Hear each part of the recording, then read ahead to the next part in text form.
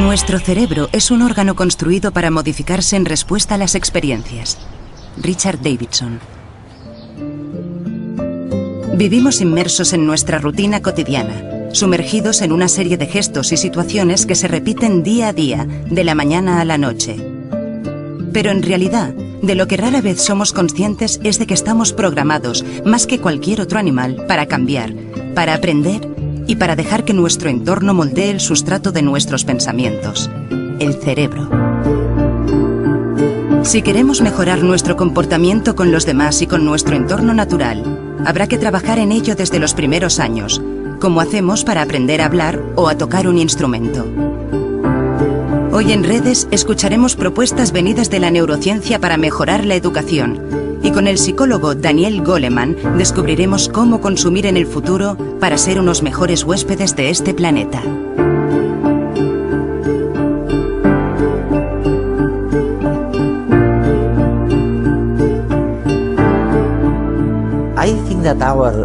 Creo que nuestros telespectadores nos agradecerían que les resumamos lo que esperamos de la inteligencia social y emocional aplicada a las escuelas, a los niños, a la infancia, en pocas palabras. ¿Qué significa en unas pocas palabras? ¿Cuál es la verdadera revolución de este cambio? Ha sido uno de los grandes investigadores que ha aplicado esta práctica en los Estados Unidos. ¿Qué significa todo eso? El tipo de habilidades de las que hablamos incluyen habilidades para aprender a dominar las emociones, en concreto la capacidad de controlar las emociones negativas, para que cuando ocurre una adversidad, éstas no persistan más de lo necesario. Las personas, y los niños concretamente, pueden aprender a disipar estas emociones negativas para volver al estado inicial. Es algo muy importante, porque cuando las emociones perturbadoras se producen en la mente, interfieren con la capacidad de aprender de los niños. Por consiguiente, la habilidad de controlar las emociones es crucial para ayudar a que los niños aprendan mejor. Otra habilidad consiste en aprender a prestar atención de una manera mejor. Aprender a concentrarse. Lo más importante que hemos aprendido sobre el cerebro en la última década es que es el órgano que está construido para cambiar como respuesta a la experiencia. Es el responsable del aprendizaje. Y sabemos que el cerebro, especialmente al principio de nuestra vida, es mucho más susceptible a cualquier influencia de lo que será más tarde. De modo que realmente lo que está sugiriendo es que podemos gestionar las emociones. Otra cosa importante sería aceptar que realmente nuestro cerebro puede cambiar, puede aprender. Y esto es difícil, porque normalmente para aprender tienes que estar dispuesto a cambiar de opinión. Y las personas no aceptan fácilmente cambiar de opinión. Bueno, una de las consideraciones importantes es que el cerebro siempre está cambiando. Tanto si nos gusta como si no. Tanto si pretendemos que cambie como si no. A todos nos influye el entorno, la cultura, el contexto en el que residimos, el tipo de educación que recibimos. Nuestra biología también. Y nuestra biología. Todas esas cosas nos influyen. Pero el cerebro está cambiando constantemente. Y lo que este trabajo sugiere es que podemos responsabilizarnos más de nuestro propio cerebro. Y podemos desarrollar condiciones más positivas que permitirán que cambie de maneras que resulten más beneficiosas.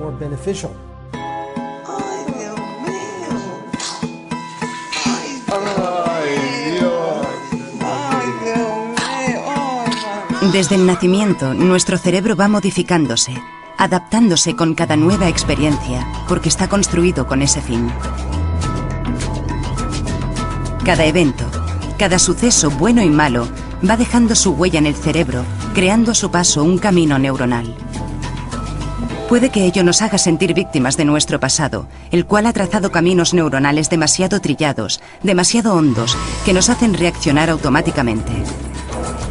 Sin embargo, lo que realmente supone es que somos los dueños y responsables de nuestra vida y nuestra mente.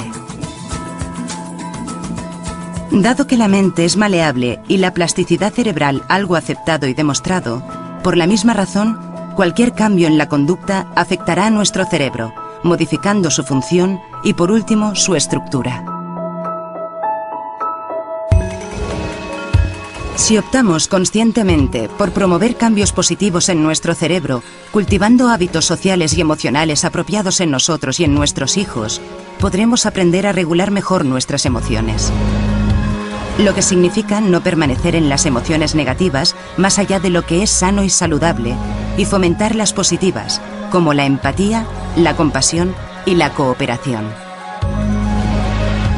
Cualidades que, si antes eran entendidas como dones personales, ahora, según esta perspectiva, pueden verse como habilidades adquiribles por todo el mundo con el entrenamiento adecuado. ¿Habéis podido evaluar o examinar alguna de estas experiencias educativas, algunas de estas reformas? Hemos trabajado en el laboratorio analizando tipos de intervenciones muy específicas que se pueden diseñar. Por ejemplo, para aumentar la cooperación y la compasión y el altruismo. Y luego hemos estudiado la manera en la que esto cambia el cerebro durante la adolescencia. Y resulta que con solamente 2 semanas de entrenamiento... 2 semanas. 2 semanas en la que se practica 30 minutos al día. Pues bien, con esto basta para poder detectar cambios que suceden en el cerebro tras solamente 2 semanas. ¿Y te refieres a asuntos como el altruismo, nada menos, y la compasión? Hay cambios específicos en el cerebro que están asociados con los cambios en el altruismo y que se pueden medir conductualmente. Y todo lo que sabemos sobre el cerebro nos indica que cuanto antes se realice la intervención, tanto mejor, porque habrá más probabilidades de que sus consecuencias persistan durante un periodo de tiempo más largo. Y para este asunto de enseñar más altruismo, menos violencia, más empatía, ¿a qué edad crees que es más efectivo? Basándome en lo que sabemos sobre el cerebro, las intervenciones que se producen antes de la adolescencia tienen un impacto mucho más duradero que las que se producen después de la adolescencia.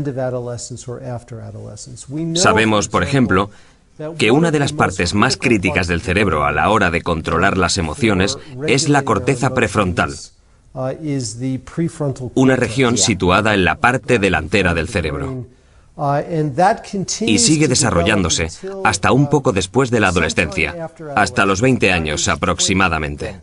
20, 25 años. Sí. De manera que las intervenciones que se produzcan antes de eso serán más útiles. Además, es muy probable que haya una gran transición entre los 5 y los 7 años de edad en los humanos. Hay muchos motivos para creer también que las intervenciones que se hagan antes de esa transición serán especialmente eficaces a la hora de sentar las bases con habilidades que, si persisten, permitirán otras habilidades que se asienten en ellas. Es como una especie de andamiaje. Hay una necesidad acuciante de investigar más en este campo, porque apenas se han realizado estudios sobre la influencia del aprendizaje social y emocional en el cerebro.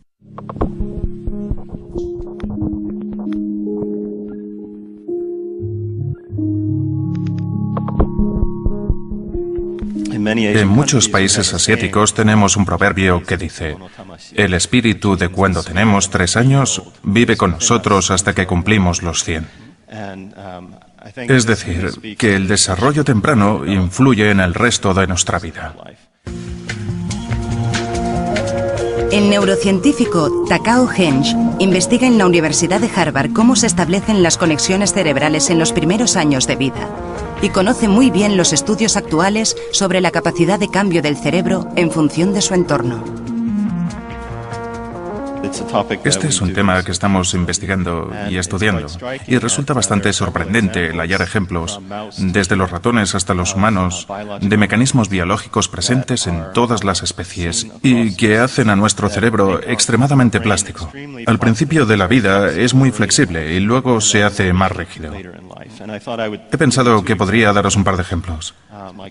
Michael Meaney estudia el cuidado parental y maternal y en una serie de experimentos muy elegantes en ratas ha descubierto que incluso en el mundo de las ratas hay madres buenas y malas.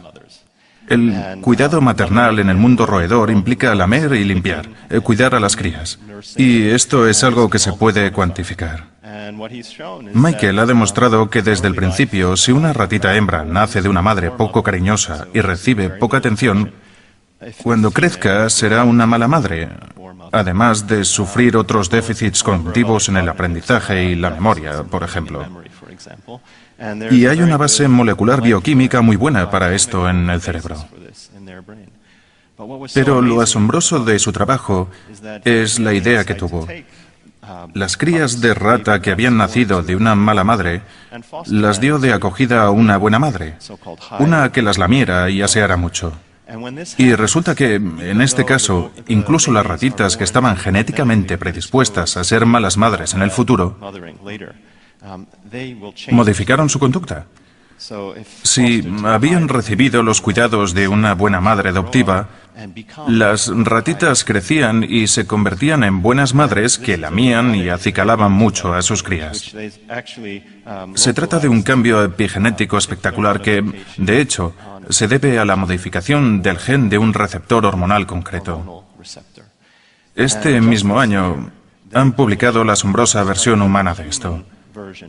Al tener acceso al cerebro humano de suicidas, desgraciadamente, que de niños habían sufrido adversidades bien documentadas.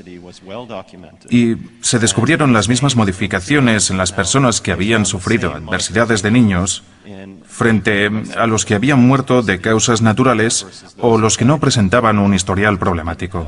Se trata, pues, de un ejemplo claro de la conservación de un mecanismo molecular y de cómo las experiencias en las primeras etapas de vida dejan una huella permanente en el cerebro. Mundialmente conocido tras la publicación de su libro Inteligencia Emocional en la década de los 90, Daniel Goleman ha seguido escribiendo sobre psicología y emociones, promoviendo la incorporación del aprendizaje social y emocional al currículo escolar. La última vez que nos vimos, Dan, fue en tu casa en Massachusetts.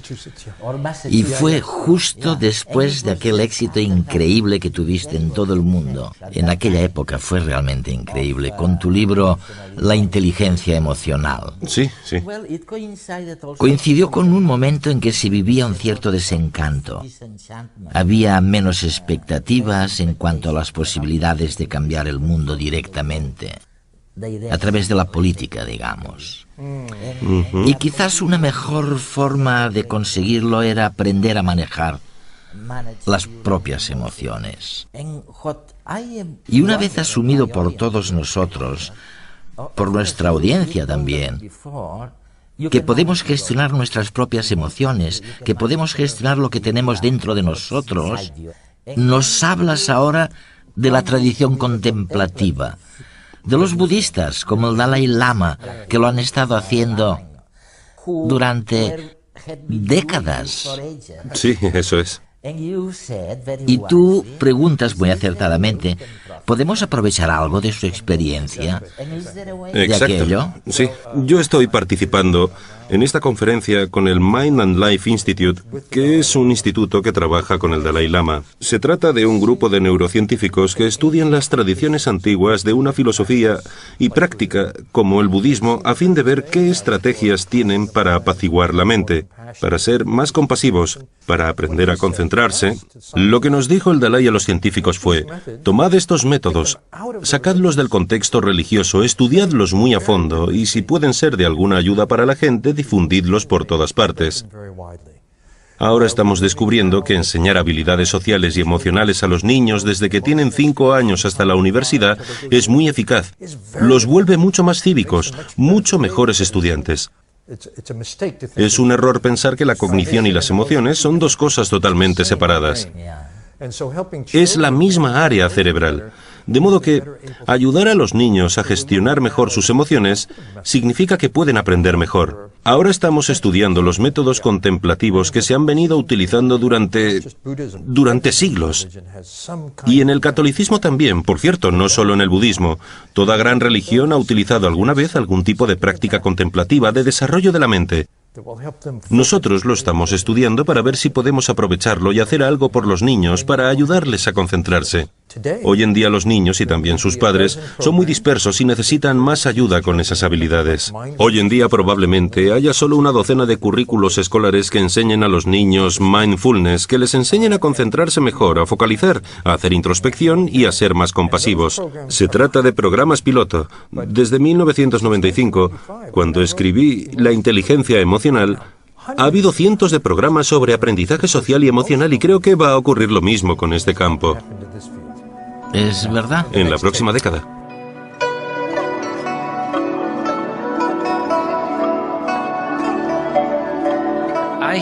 Una y otra vez se nos dice que la noción de entrenamiento mental, de práctica mental, de cultivar las cualidades humanas, a veces no es siquiera políticamente correcta. Y eso es sorprendente. No nos importa dedicar 15 años a la educación, si tenemos acceso a ella, o a la formación profesional. Nadie espera montar en bicicleta o jugar al ajedrez o tocar el piano sin un mínimo de disciplina y práctica. Sin embargo, a la que hablamos de entrenamiento mental lo equiparamos al lavado de cerebro. Es muy extraño. ¿Qué es la libertad? ¿Acaso no es la sensación de tener cierto control sobre la propia vida? De modo que el control sobre nuestra vida es casi equivalente a la libertad. Control no significa restricción. El entrenamiento mental no es más que poseer cierto control sobre la propia mente. Tu mente puede ser tu mejor amigo o tu peor enemigo. Y la idea de que todo lo demás en la vida llega con esfuerzo, con una exposición continua, y que la única cosa que se perfeccionará por sí sola es el amor y la amabilidad, la compasión, la apertura de miras, la libertad interior, simplemente porque así lo deseamos, me parece una tontería colosal. No funciona así. Curiosamente, en lo referente a las emociones primarias y destructivas, es interesante constatar que no necesitamos un propulsor de la ira, un amplificador de los celos o un repetidor de la codicia. Pero sí parece que necesitamos cultivar en cierta manera la compasión y el altruismo sobre la base de la razón, de la comprensión. Y tenemos el potencial para ello. Todos lo tenemos. Del mismo modo que cualquiera tiene el potencial de correr un maratón. Pero si no entrena, no lo conseguirá. Básicamente, la idea es utilizar el potencial para conseguir una habilidad óptima. Por eso, el entrenamiento mental se podría llamar, para aquellos a quienes no le gusta esa expresión, gimnasia para la compasión. O qué sé yo, cultivar las cualidades humanas básicas.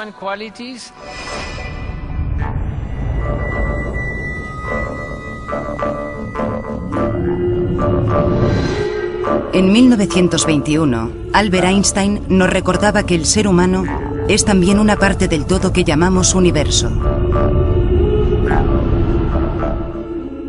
Una parte que se encuentra limitada a un tiempo y a un espacio determinado. Es decir, que nacemos en un momento determinado y morimos en otro. Lo que ocurre en medio es a lo que llamamos vida, y que nacemos en un lugar preciso que determinará lo que será nuestra historia personal. Dice que el hombre se experimenta a sí mismo, a sus pensamientos y a sus sentimientos, como si él fuera algo separado del resto del mundo, separado de los demás. Es como si su conciencia le hubiera hecho la jugarreta de crear una ilusión óptica de sí mismo y viviera inmersa en ella. Esa ilusión al final se acaba convirtiendo en algo así como una prisión, ya que nos restringe a la hora de entender el mundo que nos rodea y desenvolvernos en él. Nos limita a que vivamos solo unos pocos deseos personales que en gran medida dependen del entorno y la época en que nacimos, olvidando que podemos dar cabida en nuestra mente a otras muchas posibilidades. Esta ilusión también confina nuestro amor a unas pocas personas de nuestro entorno por las que sentimos afecto, como si el resto del mundo no existiera.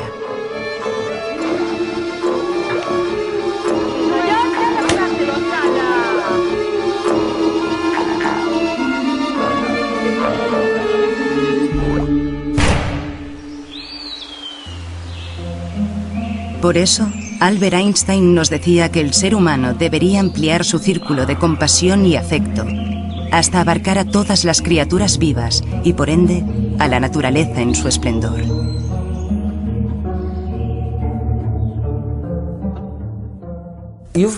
Recientemente has presentado otra idea nueva. Iba a decir que se trata de una idea tan utópica como lo fue en su día la inteligencia emocional. Hablas ahora de la inteligencia ecológica. Es fantástico porque una de las cosas que se aprenden leyendo tu maravilloso libro, estoy seguro de que también va a convertirse en un bestseller mundial, es cuando dices que el cerebro no sabe nada del mundo moderno. Es así como empiezas. Y es verdad que cuando el maquillador nos iba a poner la crema en la cara, tú has preguntado por el ciclo de vida de este producto en concreto. ¿Cuál es el ciclo de vida? Lo que quería saber concretamente es qué sustancias químicas se han utilizado para hacer la crema. Si te fijas en el champú que utilizas, si constan los ingredientes, verás que pueden haber utilizado hasta 50 ingredientes para fabricar un champú, y cada uno es una sustancia química distinta. Hoy en día puedes mirar esa lista y los estudios médicos y descubrir que un componente puede provocar cáncer en ratones, otro provocar asma, etc. Y en eso consiste esta nueva ciencia. De una lista de 100 champúes te puede indicar cuál es más seguro y cuál es más peligroso. Esta información es nueva y es muy poderosa. Puede hacer lo mismo con todo lo que compramos, con cualquier artículo del supermercado. Un detergente, un juguete infantil, la ropa que llevamos. Todo tiene su historia y existe una ciencia nueva que toma cualquier objeto, cualquier producto y que, desde el primer minuto de obtención del material, de su fabricación y transporte, miden con suma precisión el impacto que tiene en el entorno, el grado de toxicidad para el agua y el suelo, para nuestra propia salud, para las personas que los han fabricado, para nuestros hijos cuando los traemos a casa, y les dan una puntuación basada en datos científicos. Ahora podemos encontrar esas puntuaciones en las tiendas. De hecho, la principal cadena de supermercados de Estados Unidos dice que lo va a hacer dentro de 2 semanas. Van a pedir a todos sus fabricantes que les proporcionen información sobre sus productos. Van a analizar los datos matemáticamente y van a darle a cada producto una puntuación para que puedas estar informado no solo del precio del producto, sino también de su nivel de seguridad, de su impacto sobre el planeta y de otras características. Es lo que llamamos tecnología disruptiva, porque cambia las reglas del juego. Significa que tú y yo, cuando vayamos de compras, podremos mirar si algo es tóxico, si es bueno o malo para el planeta, y así podremos elegir mejor. Cuanto más lo hagamos... O sea que los productores tendrán... Habrá un cambio en la cuota de mercado. ¿Esto es popular ahora? ¿No lo es? Si el productor en cuestión quiere sobrevivir, tendrá que ver qué puede hacer para mejorar el planeta, poner menos venenos en sus productos, etc. Así que lo que se crea es una fuerza de mercado que hará que los fabricantes estén constantemente mejorando sus productos para seguir siendo competitivos. El mundo de la abundancia material en el que nos hallamos inmersos tiene un precio muy alto que no se refleja en la etiqueta, por muy verde que ésta sea. Derrochamos, acumulamos y tiramos permanentemente. Ignoramos las consecuencias de la cadena de producción que tiene lugar para satisfacer los objetos de nuestras necesidades y caprichos. Una historia que comienza por los productos químicos de los que proceden los objetos consumidos, sigue por las condiciones de los que los fabrican, lejos, muy lejos de nosotros, su transporte, nuestro uso y lo que ocurre una vez las tiramos. Así, inconscientemente, estamos siendo víctimas de productos que un día fueron más beneficiosos que perjudiciales, pero que en el equilibrio actual resultan muy dañinos. Las bolsas de plástico que utilizamos en la compra, se estima, tardan en descomponerse entre 500 y 1000 años, pero las de papel consumen en su fabricación más energía que las otras y contaminan más agua. Los productos volátiles de la pintura fresca y las cortinas de plástico del baño son sustancias peligrosas que forman parte de la sopa química que hemos cocinado y en la que estamos imbuidos, ignorantes de todo ello. Los productos verdes a veces solo tienen de verde el nombre, gracias al marketing que potencia una de sus cualidades, sin considerar, por ejemplo, lo que supone el transporte de ese producto hasta la tienda en cuanto a emisiones de CO2. Riesgos que nuestro cerebro no registra, adaptado a otros mucho más ancestrales. Es complicado, pero en realidad, solo un estudio profundo de todos los pasos implicados en la fabricación de un producto y el desarrollo de un etiquetado informativamente transparente puede ayudarnos a saber lo que compramos, a ser responsables con cada una de nuestras elecciones, con nuestro entorno y, en definitiva, con nuestra vida.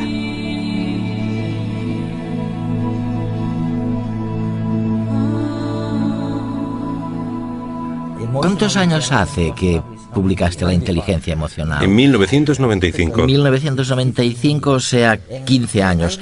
Recuerdo que después de leer tu libro, me pregunté cómo podía ser que nunca me hubiese planteado esas cosas. Y ahora que te oigo hablar de inteligencia ecológica... Sí, parece obvio, ¿eh? Parece evidente, ¿no? Sí, no nos habíamos dado cuenta. Ahora está ocurriendo y van a cambiar las cosas. Si conoces a algún fabricante o minorista, deberían tener en cuenta todo esto porque va a cambiar drásticamente la forma de funcionar el mercado. Y si quieren sobrevivir tendrán que adelantarse a todos estos cambios. Lo que resulta más fabuloso de todo eso es que no es culpa de las multinacionales, ni siquiera de los gobiernos. Es nuestra ignorancia. Eso es nuestra ignorancia, pero también el que la ciencia no estuviera ahí. Todo lo que utilizamos hoy en día, la forma de fabricar, las sustancias químicas que utilizamos, todo eso se desarrolló en una época en que no conocíamos sus efectos. Ahora tenemos una nueva ciencia, una nueva lupa que enfoca los productos y nos dice con gran precisión cuáles son sus efectos. Pero además es una inmensa oportunidad empresarial. Tenemos que reinventarlo todo, tenemos que replanteárnoslo todo para reducir el impacto negativo sobre el planeta y sobre nosotros mismos. La religión indígena de los japoneses, el sintoísmo, respeta la naturaleza y los árboles. Y los indígenas americanos también hablaban de la tierra como la madre tierra, ¿no? Creo que esa tradición o concepto tiene muchísima relevancia en los tiempos modernos. A veces la ciencia y la tecnología generan la creencia o la confianza en que nosotros, los seres humanos, podemos controlar la naturaleza. Pero si miramos al mundo en su conjunto, no podemos controlarlo. Como con el calentamiento global, realmente deberíamos preocuparnos de la naturaleza y respetarla. En último término, somos una proyección de la naturaleza. ¿Acaso hay algo más necesario que una sociedad más altruista? Mathieu Ricard.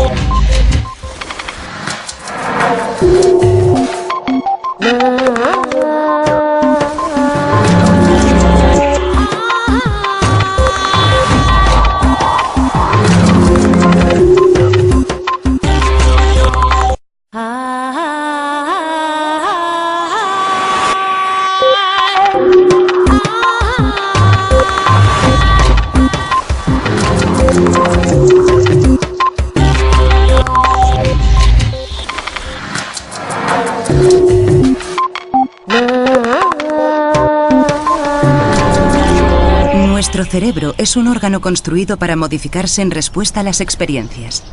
Richard Davidson. Vivimos inmersos en nuestra rutina cotidiana, sumergidos en una serie de gestos y situaciones que se repiten día a día, de la mañana a la noche. Pero en realidad, de lo que rara vez somos conscientes es de que estamos programados, más que cualquier otro animal, para cambiar, para aprender y para dejar que nuestro entorno moldee el sustrato de nuestros pensamientos, el cerebro. Si queremos mejorar nuestro comportamiento con los demás y con nuestro entorno natural, habrá que trabajar en ello desde los primeros años, como hacemos para aprender a hablar o a tocar un instrumento. Hoy en Redes escucharemos propuestas venidas de la neurociencia para mejorar la educación, y con el psicólogo Daniel Goleman descubriremos cómo consumir en el futuro para ser unos mejores huéspedes de este planeta.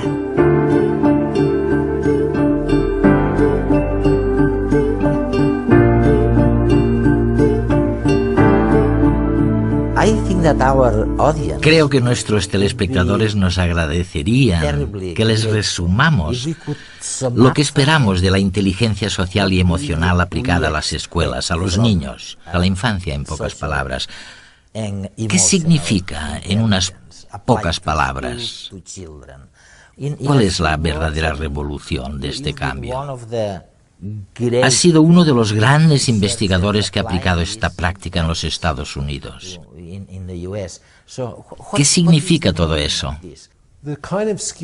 El tipo de habilidades de las que hablamos incluyen habilidades para aprender a dominar las emociones, en concreto la capacidad de controlar las emociones negativas, para que cuando ocurre una adversidad, éstas no persistan más de lo necesario. Las personas, y los niños concretamente, pueden aprender a disipar estas emociones negativas para volver al estado inicial. Este es un tema que estamos investigando y estudiando, y resulta bastante sorprendente el hallar ejemplos, desde los ratones hasta los humanos, de mecanismos biológicos presentes en todas las especies y que hacen a nuestro cerebro extremadamente plástico. Al principio de la vida es muy flexible y luego se hace más rígido. He pensado que podría daros un par de ejemplos. Michael Meaney estudia el cuidado parental y maternal y en una serie de experimentos muy elegantes en ratas ha descubierto que incluso en el mundo de las ratas hay madres buenas y malas. El cuidado maternal en el mundo roedor implica lamer y limpiar, cuidar a las crías. Y esto es algo que se puede cuantificar. Michael ha demostrado que desde el principio, si una ratita hembra nace de una madre poco cariñosa y recibe poca atención, cuando crezca será una mala madre, además de sufrir otros déficits cognitivos en el aprendizaje y la memoria, por ejemplo. Y hay una base molecular bioquímica muy buena para esto en el cerebro. Pero lo asombroso de su trabajo es la idea que tuvo. Las crías de rata que habían nacido de una mala madre, las dio de acogida a una buena madre, una que las lamiera y aseara mucho. Y resulta que, en este caso, incluso las ratitas que estaban genéticamente predispuestas a ser malas madres en el futuro, modificaron su conducta. Si habían recibido los cuidados de una buena madre adoptiva, las ratitas crecían y se convertían en buenas madres que lamían y acicalaban mucho a sus crías. Se trata de un cambio epigenético espectacular que, de hecho, se debe a la modificación del gen de un receptor hormonal concreto. Este mismo año han publicado la asombrosa versión humana de esto. Al tener acceso al cerebro humano de suicidas, desgraciadamente, que de niños habían sufrido adversidades bien documentadas. Y se descubrieron las mismas modificaciones en las personas que habían sufrido adversidades de niños frente a los que habían muerto de causas naturales o los que no presentaban un historial problemático. Se trata, pues, de un ejemplo claro de la conservación de un mecanismo. Cada evento, cada suceso bueno y malo, va dejando su huella en el cerebro, creando a su paso un camino neuronal. Puede que ello nos haga sentir víctimas de nuestro pasado, el cual ha trazado caminos neuronales demasiado trillados, demasiado hondos, que nos hacen reaccionar automáticamente. Sin embargo, lo que realmente supone es que somos los dueños y responsables de nuestra vida y nuestra mente. Dado que la mente es maleable y la plasticidad cerebral algo aceptado y demostrado, por la misma razón, cualquier cambio en la conducta afectará a nuestro cerebro, modificando su función y, por último, su estructura. Si optamos conscientemente por promover cambios positivos en nuestro cerebro, cultivando hábitos sociales y emocionales apropiados en nosotros y en nuestros hijos, podremos aprender a regular mejor nuestras emociones. Lo que significa no permanecer en las emociones negativas más allá de lo que es sano y saludable, y fomentar las positivas, como la empatía, la compasión y la cooperación. Cualidades que, si antes eran entendidas como dones personales, ahora, según esta perspectiva, pueden verse como habilidades adquiribles por todo el mundo con el entrenamiento adecuado. ¿Habéis podido evaluar o examinar alguna de estas experiencias educativas, algunas de estas reformas? Hemos trabajado en el laboratorio analizando tipos de intervenciones muy específicas que se pueden diseñar. Por ejemplo, para aumentar la cooperación y la compasión y el altruismo. Y luego hemos estudiado la manera en la que esto cambia el cerebro durante la adolescencia. Y resulta que con solamente 2 semanas de entrenamiento... 2 semanas. 2 semanas en la que se practica 30 minutos al día. Pues bien, con esto basta para poder detectar cambios que suceden en el cerebro tras solamente 2 semanas. ¿Y te refieres a asuntos como el altruismo, nada menos, y la compasión? Hay cambios específicos en el cerebro que están asociados con los cambios en el altruismo y que se pueden medir conductualmente. Y todo lo que sabemos sobre el cerebro nos indica que cuanto antes se realice la intervención, tanto mejor. Es algo muy importante, porque cuando las emociones perturbadoras se producen en la mente, interfieren con la capacidad de aprender de los niños. Por consiguiente, la habilidad de controlar las emociones es crucial para ayudar a que los niños aprendan mejor. Otra habilidad consiste en aprender a prestar atención de una manera mejor. Aprender a concentrarse.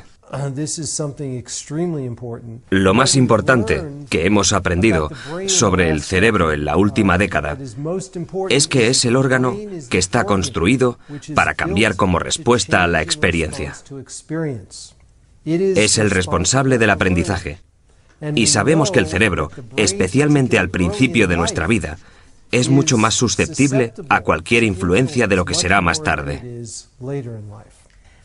De modo que realmente lo que está sugiriendo es que podemos gestionar las emociones. Otra cosa importante sería aceptar que realmente nuestro cerebro puede cambiar, puede aprender. Y esto es difícil, porque normalmente para aprender tienes que estar dispuesto a cambiar de opinión. Y las personas no aceptan fácilmente cambiar de opinión. Bueno, una de las consideraciones importantes es que el cerebro siempre está cambiando. Tanto si nos gusta como si no. Tanto si pretendemos que cambie como si no. A todos nos influye el entorno. La cultura, el contexto en el que residimos, el tipo de educación que recibimos. Nuestra biología también. Y nuestra biología. Todas esas cosas nos influyen. Pero el cerebro está cambiando constantemente. Y lo que este trabajo sugiere es que podemos responsabilizarnos más de nuestro propio cerebro. Y podemos desarrollar condiciones más positivas que permitirán que cambie de maneras que resulten más beneficiosas.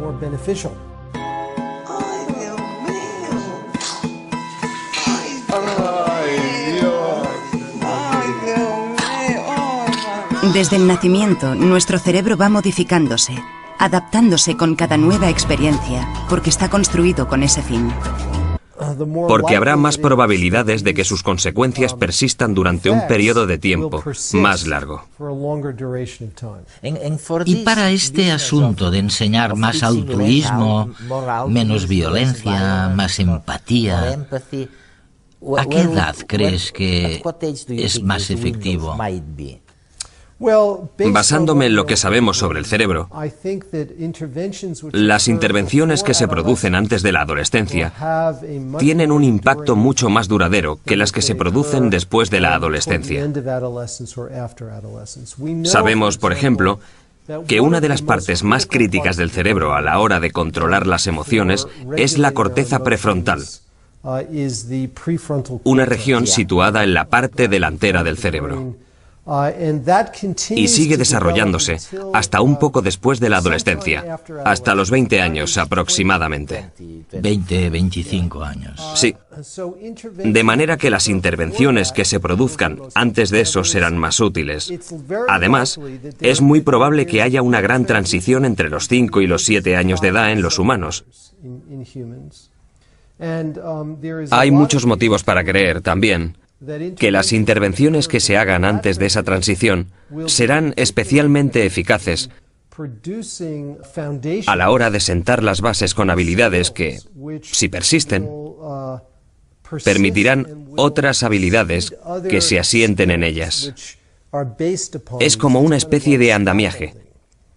Hay una necesidad acuciante de investigar más en este campo, porque apenas se han realizado estudios sobre la influencia del aprendizaje social y emocional en el cerebro.